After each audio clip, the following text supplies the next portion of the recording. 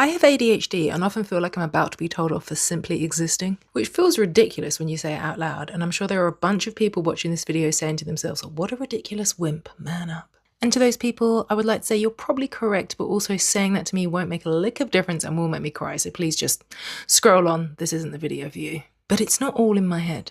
Some studies have suggested that by the time ADHD children reach the age of 12, they will have received roughly 20,000 more negative or corrective messages than their neurotypical peers. Sit still, don't do that, put that down. Sound familiar? This means that over the years, our brains can form a conditioned anticipation. We've learnt to view potential criticism not as a minor isolated event, but as a confirmation of the painful narrative of, I've messed up again. Throw into the mix rejection sensitivity disorder, which is the intense negative emotional response ADHD folk can have to feedback or perceived criticism, and our executive function fault, which likes to treat conflict or criticism as it's a bear fight, and you've got the perfect shame storm brewing. Therefore, given being told off holds such a high emotional tax, avoiding conflict becomes a rational self-defense mechanism, and our brains can be on high alert for any scenario that can trigger that. We might create some unhelpful rules for ourselves, like people-pleasing, avoiding certain situations, or being hypervigilant in our communication and rewriting every email over and over until we think it's softened enough for the audience, all of which are not long-term viable solutions. A better way to approach this perceived threat is to first acknowledge it isn't a character flaw, but in fact a neurological self-defense mechanism.